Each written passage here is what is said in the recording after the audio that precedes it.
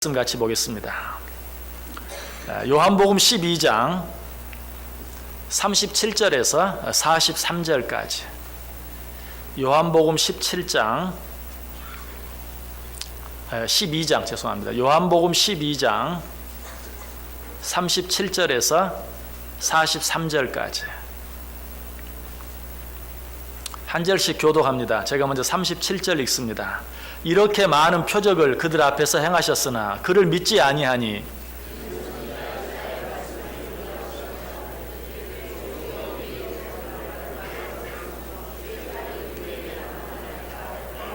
그들이 능히 믿지 못한 것은 이 때문이니 곧 이사야가 다시 일렀으되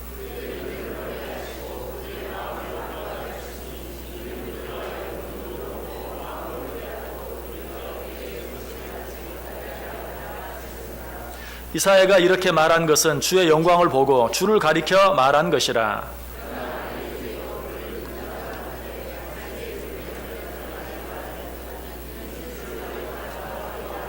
43절 같이 읽습니다. 그들은 사람의 영광을 하나님의 영광보다 더 사랑하였도다. 아멘. 우리 옆 사람들과 한번 인사합니다. 참 잘 오셨습니다. 큰 은혜 받으시기 바랍니다. 한 가지 더 인사할까요? 감기 조심하십시오. 감기 때문에 고생하는 분들이 너무 많은 것 같습니다.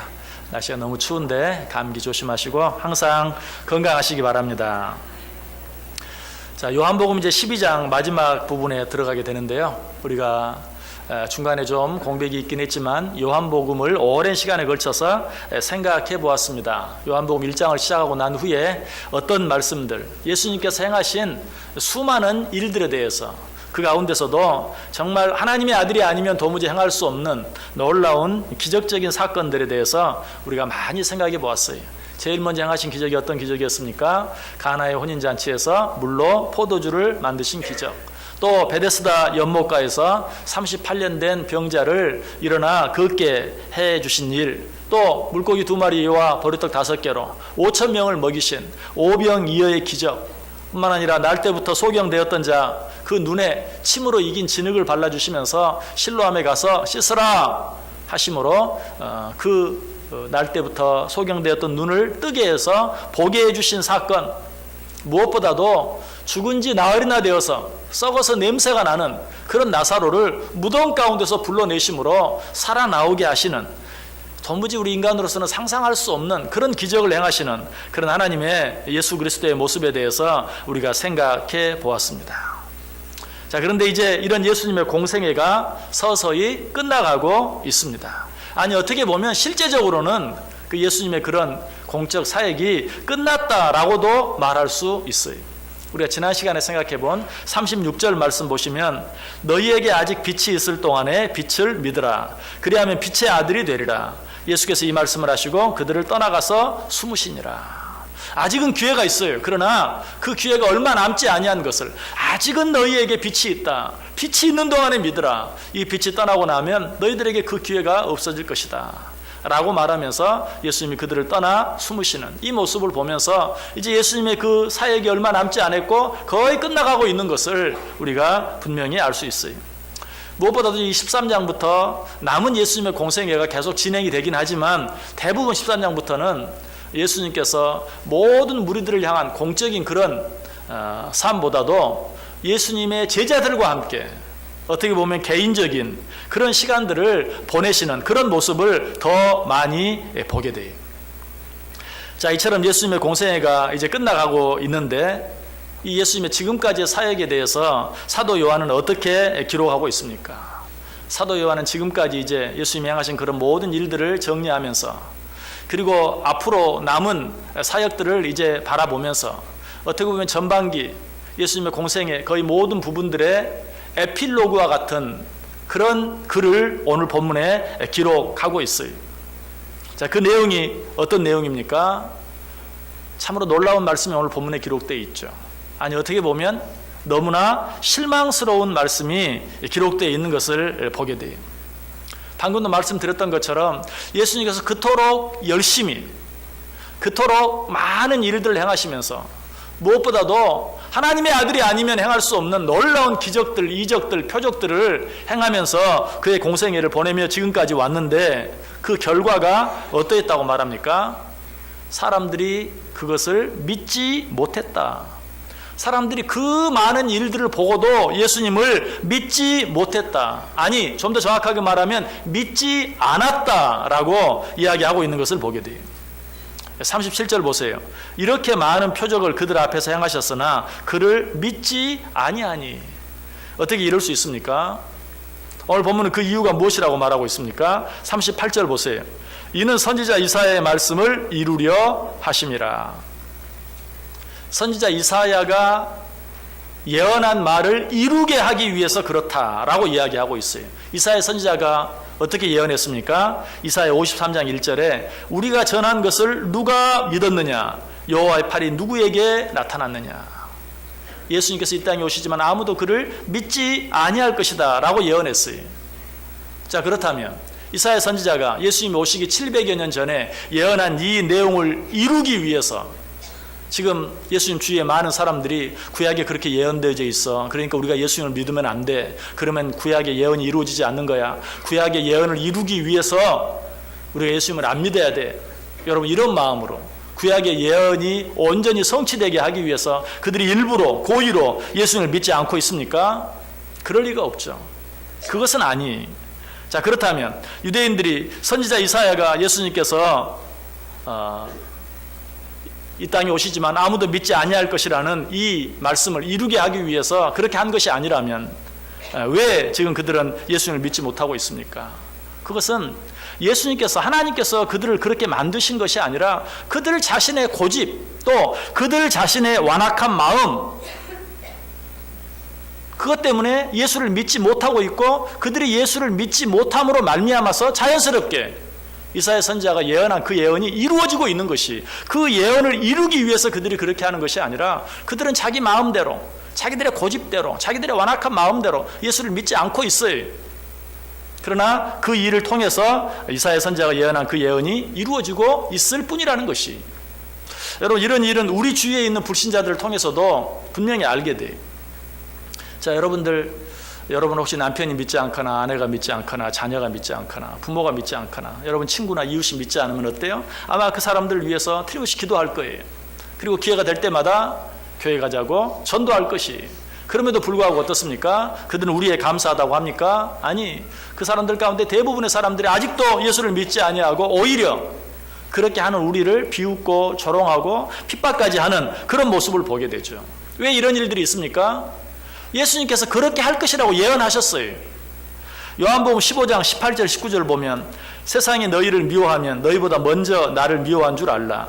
너희가 세상에 속하였으면 세상이 자기의 것을 사랑할 것이나 너희는 세상에 속한 자가 아니요 도리어 내가 너희를 세상에서 택하였기 때문에 세상이 너희를 미워하느니라. 너희가 예수를 믿는 것, 더더욱 너희가 믿는 그 예수를 함께 믿자고 하면 사람들이 다 너희를 싫어하고 미워할 것이다. 왜? 너 이전에 나를 미워하기 때문에. 그러므로 나를 믿으라고 하면 사람들은 다 너를 미워할 것이다. 여러분, 그렇다고 해서 안 믿는 내 남편, 내 아내, 내 자녀, 내 부모, 내 친구, 내 이웃이 예수님께서 하신 이 말씀, 세상에 너희를 받아들이지 않고 너희들이 더 열심히 전도하면 할수록 그들은 더 너희를 비웃고 욕하고 핍박할 것이다 라는 그 말씀을 이루기 위해서 그들이 그렇게 행하는 것입니까? 아니, 그들은 그 말씀조차도 몰라요. 그냥 그들은 자기들의 고집대로, 자기들의 생각대로, 자기들의 완고한 마음대로 예수를 믿지 않을 뿐이. 그런데 그 일을 통해서 어때요? 예수님께서 하신 말씀, 예수님께서 예언하신 그 말씀이 이루어져 가고 있는 것이죠. 자, 오늘 보면 39절과 40절은 이 일에 대해서 보다 구체적으로 어떻게 말하고 있습니까? 그들이 능히 믿지 못한 것은 이 때문이니 곧 이사야가 다시 일렀으되 그들이 눈을 멀게 하시고 그들의 마음을 완고하게 하셨으니 이는 그들로 하여금 눈으로 보고 마음으로 깨닫고 돌이켜 내게 고침을 받지 못하게 하려 함이라 하였음이니라. 이 말씀은 정말 오해하기 쉽게 들릴 수 있어요. 지금 예수님 주위에 있는 많은 자들이 예수를 믿지 못하는 것은 오히려 하나님께서 그들의 마음을 완악하게 함으로 말미암아서 예수를 믿지 못하게 만든 것처럼 보여요. 그러나 다시 말씀드리지만 그렇지 않아요. 구약에서도 이런 모습이 한 번 있죠. 언제? 이스라엘 백성들이 출애굽할 때 바로 왕의 모습을 통해서 알게 돼요. 하나님께서 이스라엘 백성들을 내보내라. 그래서 그들로 하여금 나를 마음껏 예배하게 하라. 모세를 통해서 바로에게 말합니다. 그때 바로가 이스라엘 백성들을 보냅니까? 보내지 않아요. 그러자 하나님께서 10가지 재앙을 하나씩 행하시죠. 근데 그때마다 성경은 뭐라고 말합니까? 하나님께서 바로의 마음을 완악하게 하사 그 마음이 완악해졌다라고 이야기하고 있어요. 여러분, 이 말씀도 바로가 이스라엘 백성들을 보내지 않은 것이 하나님께서 그 마음을 완악하도록 만드셨기 때문에 라고 들려요. 그러나 그 의미는 그런 게 아니에요. 그 의미는 무엇입니까? 바로는 자기 마음대로, 자기 생각대로, 자기 고집대로, 자기의 완고함대로 이스라엘 백성들을 보내지 않는 거예요. 근데 하나님께서 그 마음을 완악하게 하셨다는 것은 완악한 대로 내버려 두셨다. 억지로 그 완악한 마음을 돌이키지 아니하시고 10가지 재앙을 계속 행하면서 스스로 돌이키고 깨달을 수 있도록 기회를 주셨지만, 그러나 억지로 그렇게 하진 않으셨어요. 이래도 하시면서 기회는 수없이 주었어요. 그렇지만 그때마다 완악해진 그 바로의 마음을 억지로 돌이키지 아니하시고 그 완악함대로 행하도록 내버려 두셨다라는 그런 뜻이에요. 자, 오늘 37절 말씀 보세요. 오늘 예수를 믿지 않은 자들, 그들에 대해서 뭐라고 표현하고 있어요? 이렇게 많은 표적을 그들 앞에서 행하였으나 그를 믿지 아니하니. 그들이 믿지 아니하였다고 이야기하고 있어요. 그들이 스스로 믿지 않기로 작정한 것이. 그리고 39절 보세요. 그들이 능히 믿지 못한 것은 그들이 예수 그리스도를 믿지 못했다라고 이야기하고 있어요. 왜 그랬다고요? 그들의 마음속에 있는 고집과 완악한 마음, 믿고 싶은 마음이 있음에도 불구하고, 아니 믿을 수밖에 없음에도 불구하고 고집을 부리면서 믿지 않는 그들의 마음대로 내버려 두심으로 말미암아 그들이 믿지 못했다라고 이야기하고 있어요. 사도 바울은 이 사실을 분명하게 표현하고 있습니다. 데살로니가 후서 2장 10절에서 이는 그들이 진리의 사랑을 받지 아니하여 구원함을 받지 못함이라. 그들 자신이 진리의 사랑을 받지 아니하여 구원함을 받지 못하였다. 계속되는 말씀, 데살로니가 후서 2장 11절 12절에 이러므로 하나님이 미혹의 역사를 그들에게 보내사 거짓 것을 믿게 하심은 진리를 믿지 않고 불의를 좋아하는 모든 자들로 하여금 심판을 받게 하려 하심이라. 이 말씀도 11절을 보면 하나님께서 어떤 사람의 마음에 사탄을 집어넣어서 그들로 하여금 거짓 것을 믿게 하신 것처럼 보여요. 다시 읽어볼게요. 하나님이 미혹의 역사를 그들에게 보내사 거짓 것을 믿게 하심은, 아니 하나님 어떻게 이렇게 하실 수가 있는가? 그러나 그 다음 절 보시면 진리를 믿지 않고 불의를 좋아하는 모든 자들로 하여금 심판을 받게 하려 하심이라. 끝까지 진리를 계속해서 말씀해 주시고 가르쳐 주셔도 믿지 아니하고 받아들이지 않는 자들로 하여금, 그들로 하여금 그대로 내버려 두사 심판을 받게 하셨다. 하나님이 그렇게 만드신 것이 아니, 진리를 계속 말씀해 주시고 가르쳐 주시고 보여주시고 설명해 주시는데도 받아들이지 않는 그 완악한 자들을 그대로 내버려 두사 그들로 하여금 심판을 받게 하셨다라고 이야기하고 있는 것이. 그러므로 어떻습니까? 누구든지 예수 그리스도를 믿지 않는 것, 예수 그리스도를 믿지 못하는 것은 누가 그렇게 만드신 것이 아니, 하나님이 더더욱 그렇게 하신 것은 절대 아니, 우리 안에 있는 우리 자신의 고집으로 인하여, 우리들의 완악한 마음으로 인하여 그러한 것을 이야기하고 있어요. 그래서 성경은 우리에게 뭐라고 말합니까?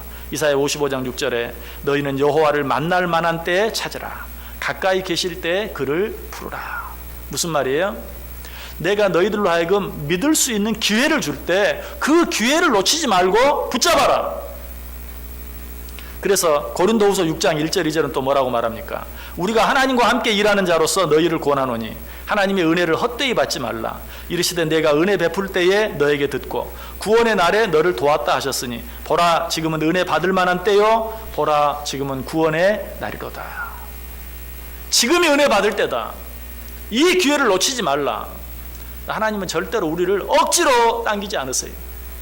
우리가 하나님 앞에 가까이 나아오도록, 우리가 하나님을 믿고 하나님의 사랑 안에 거하도록 끊임없이 말씀하시고 끊임없이 권면하시고 끊임없이 기회를 주실 분이, 우리는 그 기회를 붙잡아야 돼.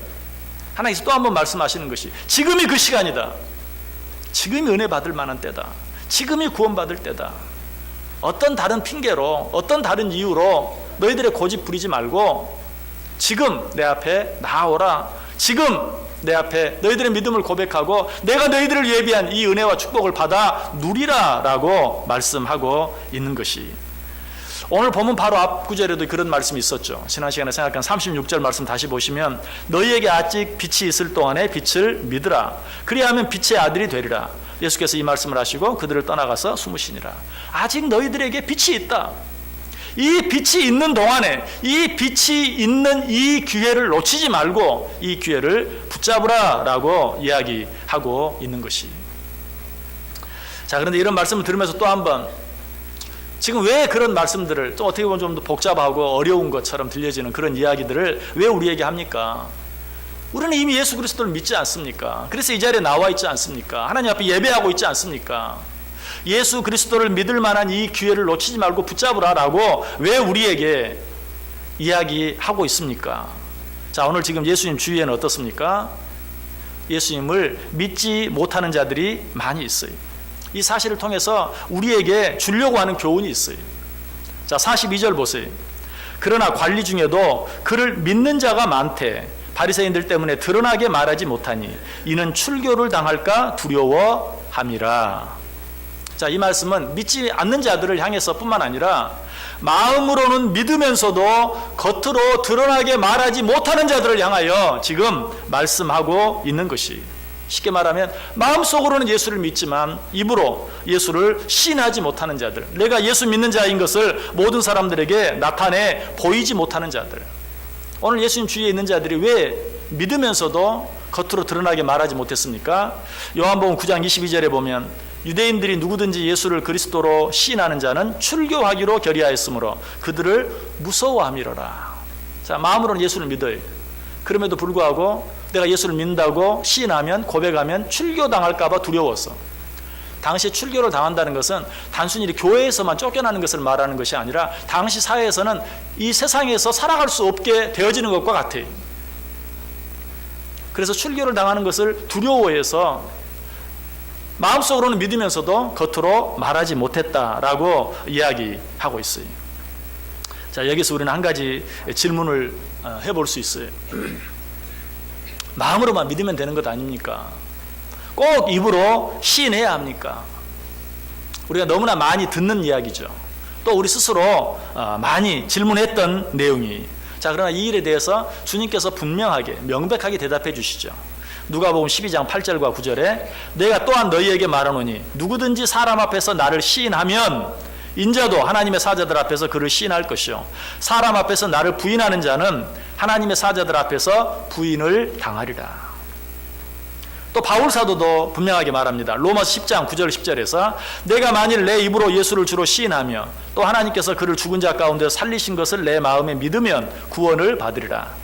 사람이 마음으로 믿어 의에 이르고 입으로 시인하여 구원에 이르느니라.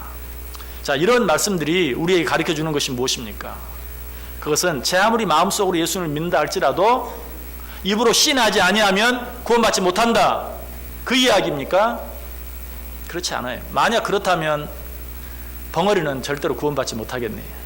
물론 말 못하는 벙어리도 수화라든가 이런 걸 통해서 어떤 자기의 마음을 표현할 수 있겠죠. 어쨌든 여기서 그것은 마음으로 아무리 믿어도 입으로 시인하지 아니하면 구원받지 못한다라는 그런 말은 아니. 그럼 여기서 말하려고 하는 것이 무엇입니까? 그 의미를 가장 쉽게 우리가 깨달을 수 있도록 한 가지 이야기해 드릴게요. 자, 어떤 남편이 바람을 피웠어요. 바람을 피우다가 아내에게 들켰어요. 아내가 그 자리에서 그 남편의 내연녀 머리카락, 머리끄댕이를 그냥 붙잡고 싸움이 붙었습니다. 이때 가장 중요한 게 뭡니까? 이때 가장 중요한 게 뭘까요? 그 순간에 그 남편이 누구 편을 드느냐, 이게 가장 중요한 거예요. 마음속으로 누구를 더 사랑하느냐, 이거 중요하지 않아요. 그 순간에 누구 편을 드느냐. 만약 거기서 그 남자가 내연녀 편을 들었다고 하면 그것은 끝이에요. 그 다음에 어떤 변명을 해도 통하지 않아요. 집에 가서 내가 당신을 생각해서 당신이 거기서 한 대라도 때려가지고 당신이 폭행죄로 걸릴까봐 염려가, 별 이야기를 해도 소용이 없어요. 왜? 그때 그 모습이 그 남자의, 그 남편의 마음이라고 생각하기 때문에 그래요. 그리고 실제로 그러해요. 여러분, 우리 마음속에 있는 생각, 그것이 내 본 모습이 아니. 내 본 모습은 내가 어떻게 말하고 어떻게 행동하느냐, 그것이 내 본 모습이. 속으면 안 돼. 우리는 내 마음의 생각이 나라고 생각해. 그리고 내 마음의 생각이 내 믿음이고 내 모습이라고 생각해. 그러나 사실은 그게 아니다. 내가 어떻게 말하고 행동하느냐 하는 것이 내 믿음의 진짜 모습이다 라고 성경이 이야기. 자, 사도 바울이 로마서 7장 14절 15절에 뭐라고 말합니까? 우리가 율법은 신령한 줄 알거니와 나는 육신에 속하여 죄 아래 팔렸도다. 내가 행하는 것을 내가 알지 못하노니 곧 내가 원하는 것은 행하지 아니하고 도리어 미워하는 것을 행함이라. 바울이 고민이 생겼어요. 지금 바울이 마음속으로 이렇게 생각해. 나는 내가 하나님을 믿는 자로서 이런 일은 행하고 이런 일은 행하지 말아야 되겠다라고 생각해. 그런데 가만 보니까 내가 행하지 말아야 되겠다고 생각하는 일은 행하고 있고 행해야 되겠다고 하는 일은 하지 않고 있어요. 이런 모습을 바울이 자꾸 보는 거예요. 얼마나 고민이 됐겠어요. 그래서 로마 7장 22절 23절에 뭐라고 말합니까? 내 속 사람으로는 하나님의 법을 즐거워하되 내 지체 속에서 한 다른 법이 내 마음의 법과 싸워 내 지체 속에 있는 죄의 법으로 나를 사로잡는 것을 보는도다. 결국 무슨 말이? 내 마음에 생각하는 것이 내 주인이 아니고 내 말과 내 행동을 끌고 가는 것이 내 주인이. 다시 말해서 내가 무엇에 끌려가서 어떻게 말하고 어떻게 행동하느냐, 이것이 중요하다는 것이. 우리도 하나님의 뜻대로 행하지 못하는 내 모습을 봅니다. 그럴 때 우리는 내가 마음으로는 하나님 내가 얼마나 사랑하는지, 내가 하나님 얼마나 잘 믿는지 하나님이 아실 거야. 여러분, 이거는 핑계예요. 오늘 사도 바울처럼 무엇이 나를 끌고 가고 있는지, 무엇이 내 입을 주장하는지, 무엇이 내 몸을 주장하는지를 보고 그것이 내 주인이 되고 있다는 사실을 인정해야 돼요. 고백해야 돼요. 오늘 사도 바울이 그렇게 하고 있어요. 내 안에 둘이 있구나. 그런데 내 속 사람은 나를 이끌고 가지 못하고 오히려 악한 죄가 나를 끌고 가고 있구나 라고 말하고 있는 것을 보아요. 로마 7장 20절에 말하죠. 만일 내가 원하지 아니하는 그것을 하면 이를 행하는 자는 내가 아니요 내 속에 거하는 죄니라. 결국 뭐예요? 내 안에 있는 죄가 내 주인 노릇하고 있다는 사실이. 바꿔서 말하면 내가 죄의 종 노릇하고 있다는 사실이. 여러분, 속지 마세요. 그냥 내 마음의 생각만, 내가 어떻게 생각하느냐 그것만 믿고 그것이 나 자신의 모습이라고 착각하면 안 돼요. 내 생각이 어떠한가에 따라서 내 주인이 결정되는 것이 아니라 내가 어떻게 말하고 내가 어떻게 행동하느냐에 따라서 내 주인이 결정된다는 사실이. 자, 술을 너무 좋아하는 사람이 있어요. 그러다가 병을 얻었어요. 의사가 말합니다. 당신 술을 한 번만 더 마시면 죽습니다. 그런데 또 친구들의 권유에 못 이겨서 술자리에 갔다가 한 번, 두 번, 세 번 거절했지만 결국은 한 잔 받아 마시고 결국은 그것이 두 잔, 세 잔 되어서 취하고 말았어요. 취한 모습으로 집에 들어옵니다. 아내가 말합니다. 당신 죽으려고 환장했어? 라고 말합니다. 남편이 변명합니다. 안 먹으려고 내가 얼마나 애를 썼는지 몰라. 진짜 먹으면 죽는다라는 생각을 가지고 내가 안 먹으려고 기를 쓰고 거절했는데도 끝까지 권하는 바람에 결국 먹고 말았어. 여러분, 그 사람이 안 먹으려고 애쓴 게 무슨 의미가 있습니까? 아무 의미도 없어요. 두 번, 세 번 거절하다가 마신 것이나 그냥 처음에 마신 것이나 마신 것은 똑같아. 결국 그 사람은 어때요? 술이 자기의 주인이 되었고 그 사람은 술의 종로로 타고 만 것이. 내가 얼마나 많이 거절했는데, 내가 여러 번 얼마나 안 하려고 했는데, 그게 중요한 게 아니. 최근에 음주운전에 대한 법이 더 강화됐죠. 이제 음주운전, 옛날에는 0.05 혈중 알코올 농도가 0.05 되면 음주운전이었는데 그 기준이 이제 0.03으로 바뀌었어요. 여러분, 그런 말이 무슨 말인지 잘 모르죠? 0.03이 어떤 거냐? 소주 한 잔만 마시면 안 돼. 소주 한 잔만 마셔도 안 되는 기준이 0.03이라 그래요. 참 잘 고쳐진 것 같아. 맞아요. 제가 얼마 전에도 말했죠. 한 잔 마시면 한 잔 마신 만큼 취하는 거고, 두 잔 마시면 두 잔 마신 만큼 취하는 거지. 나는 10잔 마셔도 안 취해. 그런 건 없는 거예요. 어쨌든, 자, 술을 마신 사람이 결국은 술을 마셨다면 내 마음으로는 아무리 안 마시려고 애를 썼다 할지라도 결국은 술에 진 것이고 술이 내 주인이 된 것이고 나는 술의 종이 되고 만 것이다. 여러분, 내 마음의 생각으로 나를 보지 마세요. 내가 어떻게 말하고 있는지 보세요. 내가 어떻게 행동하고 있는지 보세요. 내가 잘못 말하고 있다면, 내가 잘못 행동하고 있다면, 여전히 죄가 나의 주인 노릇하고 있는 것을, 나는 그 죄의 종 노릇하고 있는 것을 인정하고 다시 한번 회개하고 하나님 앞에 나아갈 수 있어야 돼요. 자, 이렇게 말하면 또 여러분 마음속에 너무 큰 염려가 생길 줄 몰라요. 그동안은 그래도 내가 부족해도 나는 그래도 하나님 믿어, 하나님은 내 마음 아실 거야 라고 살았는데 내 마음이 내 본 모습이 아니고 내가 말하고 행동하는 것이 내 본 모습이라니, 참 그렇다면 나는 정말 내가 예수를 믿는 건가 아닌 건가, 내가 구원을 받았는가 받지 못했는가. 한 가지 위로가 될 수 있는 말, 아니 사실을 성경을 통해서 한번 말씀을 드릴게요. 여러분을 정확하게 판단할 수 있는 방법이 한 가지 있어요. 그것은 오늘 여러분들이 이 귀한 주일에 하나님 앞에 나와서 다 예배하고 있는데 혹시 하나님 앞에 나와서 예배하는 일에 너무 자주 실패한다면 여러분은 여러분 자신을 한번 돌아봐야 돼요. 왜? 여러분, 하나님 앞에 나와 예배하는 이 일이 결코 쉬운 일이 아닙니다. 사실 정말 힘들고 어려운 일이. 여러분, 학교 다니는 공부하는 아이들이 가장 싫어하는 일이 어떤 일입니까? 왜 아무도 모르는 척 하세요? 공부하는 아이들이 가장 싫어하는 게 뭐죠? 공부하는 일이. 솔직해지셔야지. 그런데 그 아이에게 부모가 너 오늘 교회 가. 그러면 그 아이가 뭐라고 말하는 줄 아세요? 엄마 나 공부해야 돼. 나 숙제해야 돼. 무슨 말이? 공부하기가 너무 싫은데 교회 가는 거 더 싫다는 얘기. 교회 가는 거 정말 힘들어요. 공부하는 아이들만 그렇습니까? 여러분 믿지 않는 혹시 남편에게 여보 오늘은 교회 가자. 그럼 그 남편이 뭐라고 말하는 줄 아세요? 그렇게 하라고 작년부터 얘기했는데 하지 않은 그 일을 꺼내면서 나 오늘 이거 해야 돼 라고 말하는 거예요. 나 오늘 저거 고쳐야 돼. 여러분 그렇게 교회 나오는 것이 쉬운 일이 아니에요. 심지어는 어떤 줄 아세요? 토요일날 아유 좀 적당히 아팠으면 좋겠다. 내일 교회 안 가게. 아픈 것보다도 차라리 아픈 게 나아. 교회 안 가, 교회 가는 건 더 싫어.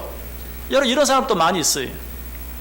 심지어는 또 어떤 일까지 있는 줄 아세요? 아프지 않은 아이까지 아프다고 해가면서까지도 또 교회에 안 오는 그런 사람도 있어요. 여러분 교회 나오는 일이 그렇게 쉬운 일이 아니에요. 그런데 여러분들은 어때요? 그 어려운 일을 지금 하고 있는 거예요. 무슨 드라마 대사가 생각나지 않습니까? 제가 그 어려운 일을 자꾸 해낸단 말입니다. 그런데 여러분들이 이 일에 자주 실패하면 여러분 자신을 한번 돌아봐야 돼요. 정말 하나님 앞에 나와서 예배하는 이 일, 내 마음속에 항상 두 가지 마음이 있어요. 요즘같이 이렇게 추운 날씨에도 뭐 겨울 행사, 뭐 눈꽃 축제 하는 이런 데는 아주 뭐 인산인해라고 그러죠. 참 사람들 대단해요. 정말 정성이 대단해요. 자, 혹시 여러분들 가운데 정말 그런 데 가고 싶은 분이 있습니까? 그럼에도 불구하고 어때요? 그런 마음에 끌리지 아니하고 오늘 하나님 앞에 나와서 예배하고 있다는 사실이, 이것이 중요해요. 내가 아니, 하나님께서 나와 함께 하시고 하나님께서 나를 붙들어 주심으로, 하나님께서 내게 은혜 주심으로 말미암아서 나를 여기 있게 해 주셨다는 것이, 이 사실로 인해서 우리는 하나님께 감사하고 찬송할 수 있어야 돼요. 자, 그런데 아직도 고민이 안 풀리신 분 있을 거예요. 어떤 분? 사실은요, 제가 몸은 여기 와 있지만요, 마음은 딴 데가 있거든요. 지금 딴 생각하고 있거든요. 여러분, 그러면 또 고민이 되죠. 그러나 그것도 너무 고민하지 마세요. 왜? 그럼에도 불구하고 그 생각을 이기고 여기 있잖아요. 몸이 여기 왔잖아요. 여러분, 이거는 제가 여러분 그냥 위로하려고 하는 말이 아니에요. 그런 생각이 있음에도 불구하고 어쨌든 내가 내 몸을 복종시킴으로 여기 와 있는 것이, 그렇다고 예배드리면서 딴 생각하는 걸 잘했다고 칭찬하는 건 절대 아닙니다. 그런 생각 하지 않으려고 애쓰고 마음과 뜻과 정성을 다해 예배해야죠. 그러나 분명한 것은 그런 생각이 있음에도 불구하고 결국 나는 어디 왔어요? 내 몸이 하나님 앞에 나와 있는 것이. 여러분, 우리는 이 사실 앞에서 하나님 앞에 감사할 수 있어야 돼요. 공부하기 싫은데 그보다 교회 가기가 더 싫어서 공부 안 하고 공부하겠다고 말하는 그런 아이들이 있는 것을 알고 가끔은 믿는 부모들이 또 이제 부모가 자녀들에게 오히려 아이들을 협박하는, 공부하게 만들려고 너 그럼 교회 가! 라고 이렇게 말하는 또 부모들도 있다고 그래요. 참 정말 안타까운 일이에요. 공부를 시키려고 교회에 가는 걸로 협박하는, 여러분 이런 일들도 있어서는 안 될 일이죠. 자, 어쨌든 우리는 지금 하나님 앞에 나와서 예배하고 있어요. 여러분 이것이 우리 힘으로 되어지는 일이 아니에요. 하나님의 은혜가 아니면 할 수 없는 일이에요. 우리는 이 사실 앞에서 먼저 하나님 앞에 감사할 수 있어야 돼요. 어떤 사람이 예수를 믿는데 나는 진짜 예수를 믿는지 안 믿는지 정말 고민이 돼요. 저한테 여러 번 그렇게 얘기를 하는 거예요. 근데 제가 그 사람을 봤을 때, 정말 신앙생활하는 여러 가지 모습을 봤을 때 정말 예수를 믿고 정말 그 안에 예수님이 계시는 것이 확실하게 느껴져요. 그래서 제가 그분에게 그렇게 말했어요. 당신은 예수님을 믿습니다. 어떤 눈에 보이는 것들, 그런 것들 때문에 의심하지 마세요. 하나님이 당신과 함께 하시고 하나님이 당신 안에 계십니다 라고 분명하게 얘기를 했어요. 그런데도 계속 믿지 못하는 것이, 자꾸 내가 예수를 믿는지 정말 구원 받았는지 고민이 된다는 것이. 여러분 그런데 어느 날 갑자기 그런 분이 저한테 뛰어와서 목사님, 내가 예수 믿는 것, 예수 믿고 구원 받은 것 확실히 알게 됐습니다. 제가 제 마음속으로 너무 기쁘죠. 그동안 그냥 구원의 확신이 없어가지고 그냥 이렇게 저렇게 하던 분이 갑자기 와서 예수님, 목사님, 내가 예수 믿는 것을, 구원받은 것을 이제 확실히 알게 돼요. 아니 어떻게 알게 됐습니까? 목사님 사실 죄송한데요, 제가 어제 친구가 뭐 용한 점쟁이가 있다고 한번 가보자 그래서 내가 같이 갔었거든요. 호기심에 그냥 따라갔는데 그 친구가 자기 사주를 내니까 그 점쟁이가 그 친구의 사주를 뭐 이렇게 저렇게 다 설명해 주더라고요. 그래서 나도 호기심에 한번 내 사주 적어서 내봤거든요. 그랬더니 그 점쟁이가 뭐라고 그런 줄 아세요? 당신 예수 믿지? 당신은 점괘가 안 나와. 이제 내가 예수 믿는 걸 확실히 알게 되었다고. 난 진짜 하나님 믿고 구원받은 하나님의 아들이라는 걸 알게 되었다고 얘기하는 거예요. 여러분 사실은 그런데 우스운 이야기지만 이것이 우리 모습이. 왜? 우리 느낌으로 내 믿음을 판단하려고 해요. 우리 느낌으로 내가 구원받은 것을 평가하려고 해요. 하나님께서 하신 말씀, 하나님께서 우리에게 주신 말씀 붙잡고 행하는 것이 아니라 그저 내 눈에 보이는 대로, 내 마음이 느껴지는 대로 내가 구원받았는지 받지 않았는지를 판단하려고 하는, 그렇게 신앙생활을 하는 자들이 너무 많아요. 여러분 하나님의 말씀을 붙잡으세요. 하나님께서 우리에게 뭐라고 말합니까? 주 예수를 믿으라. 그리하면 너와 내 집이 구원을 얻으리라. 요한복음 10장 28절 29절도 말해요. 내가 그들에게 영생을 주노니 영원히 멸망하지 아니할 것이라. 또 그들을 내 손에서 빼앗을 자가 없느니라. 여러분 악한 사단 마귀는 우리를 자주 꼬여요. 아까도 말씀드렸던 것처럼 지금 내가 비록 몸은 하나님 앞에 나와서 예배하고 있지만 딴 생각하고 있어요. 그때 악한 사단 마귀는 와서 나를 꼬드겨요. 네가 예수 믿는다고? 야 거짓말 하지 마. 너 지금 무슨 생각하고 있어? 그러면서 네가 예수 믿는다고 말할 수 있어? 여러분 그때도 어때요? 우리는 주 예수 그리스도를 믿는 자는 하나님의 자녀가 되었다고 우리에게 분명히 말씀하셨다는 하나님의 약속 붙잡고 오히려 악한 사단아 물러가라. 나는 예수 그리스도를 믿음으로 하나님의 아들 된 자이다. 나는 하나님의 자녀다 라고 소리치고 고백할 수 있어야 돼요. 여러분 이것이 중요한 것이, 어떤 일들이 있을 때 내 마음의 생각을 내 입술로 고백하고 시인하는 것. 느낌은 내가 생각해도 아닌 것 같아.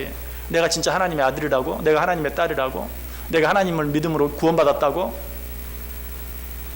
악한 사단 마귀가 그 사이를 비집고 들어와서 아니야, 네가 무슨 예수를 믿는다고, 네가 무슨 구원을 받았다고. 여러분 그때마다 우리는 어떻게 할 수 있어야 돼요? 예수 그리스도를 믿음으로 나는 하나님의 아들이 되었다, 하나님의 자녀가 되었다 라고 분명하게 시인하고 고백할 수 있어야 돼요. 사도 바울이 말합니다. 로마서 8장 31절에서 그런즉 이 일에 대하여 우리가 무슨 말하리요? 만일 하나님이 우리를 위하시면 누가 우리를 대적하리요?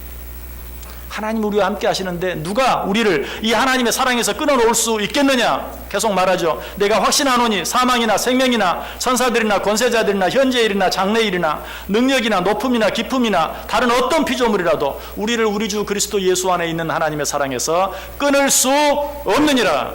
이 하나님의 약속의 말씀으로 모든 내 마음속에 있는 의심들을 물리칠 수 있어야 돼요. 여러분 우리를 향한 하나님의 사랑은 우리의 느낌보다 훨씬 강해요. 자녀를 향한 부모의 사랑은 어떻습니까? 부모들은 그냥, 자녀들은 좀 부모의 눈길만 좀 이상해도, 부모가 말하는 투가 조금만 이상해도, 뭐 부모가 나를 사랑하지 않나 봐, 나를 미워하나 봐, 뭐 언니 동생 가운데 조금만 차별하고 해도 누구는 사랑하고 누구는 덜 사랑하고, 그런 느낌을 받을 때 아이들은 불안해하죠. 그러나 어때요? 그들이 느끼는 것과는 달라요. 부모의 사랑은 그들의 느낌보다 훨씬 강하고 훨씬 큰 것이, 하나님의 사랑은 더 말할 필요도 없어요. 우리 하나님의 사랑은 우리의 느낌과는 비교할 수 없는 것이, 우리의 느낌이 이랬다 저랬다 한다고 해서 우리를 향한 하나님의 사랑이 이랬다 저랬다 하는 거 아니. 우리는 그럴 때일수록 더욱더 어떻게 하나님께서 하신 그 말씀 붙잡고, 오늘 사도 바울처럼, 사도 바울이 누가 우리를 대적하겠느냐, 누가 우리를 이 하나님의 사랑에서 끌어놓을 수 있겠느냐, 그리고 뭐라고 말합니까? 이 모든 일에 우리를 사랑하시는 이로 말미암아 우리가 넉넉히 이기느니라. 우리도 그렇게 말할 수 있어야 돼요. 내 느낌으로 나를 판단하는 것이 아니라 정말 하나님께서 나에게 주신 그 약속의 말씀을 붙잡고, 우리는 그 말씀을 가지고 우리를 판단하고 그 사랑을 가지고 우리가 세상을 넉넉히 이기며 살아갈 수 있어야 돼요. 오늘 하나님께서 우리에게 주시는 말씀은 무엇입니까? 더 이상 느낌에 끌려다니지 말라. 더 이상 느낌에 끌려다니지 말고 하나님께서 너희를 얼마나 사랑하셨는지 그 사랑을 보고 말하고 행동하는 삶을 살라. 오늘 예수님께서 그처럼 많은 일들을 행했어요. 많은 사람들이 예수님을 믿었어요. 그럼에도 불구하고 예수 그리스도를 주라 신하지 못하는 그런 자들을 향하여 성경은 뭐라고 말합니까? 그들을 믿지 않는다라고 표현하고 있어요. 분명히 마음으로는 믿는데 겉으로 시인하고 고백하지 못하는 자들을 향해서 그들은 믿지 않는 자들이다 라고 고백하고 있어요. 여러분, 하나님께서 우리에게 뭐라고 말씀하셨는지, 하나님의 약속을 붙잡고 나는 예수 그리스도를 믿는 자인 것을 입으로 시인하고 고백함으로 말미암아서 하나님 앞에서는 물론이요, 세상 모든 사람들 앞에서 하나님을 믿는 자들처럼 나를 자꾸 의심의 구렁텅이로, 두려움의 구렁텅이로 끌고 가려고 하는 그런 악한 자들과의 싸움에서 넉넉히 싸워 승리할 수 있는 믿음의 사람들 다 될 수 있기를 주님의 이름으로 간절히 축원합니다. 기도하겠습니다. 하나님 감사합니다. 오늘도 말씀해 주시니 감사합니다. 하나님, 우리가 늘 우리의 생각만 믿고 살아갈 것이 아니라 우리가 무엇이라 말하고 있는지, 무엇이라 행동하고 있는지 내 마음에 있는 그 믿음을 입으로 신하고 고백함으로 나를 대적하고 나를 하나님의 사랑에서 끊어려가는 모든 자들과의 싸움에서 넉넉히 승리하며 살아갈 수 있는 믿음의 사람들 되게 해 주옵소서. 예수님의 이름으로 기도드리옵나이다. 아멘.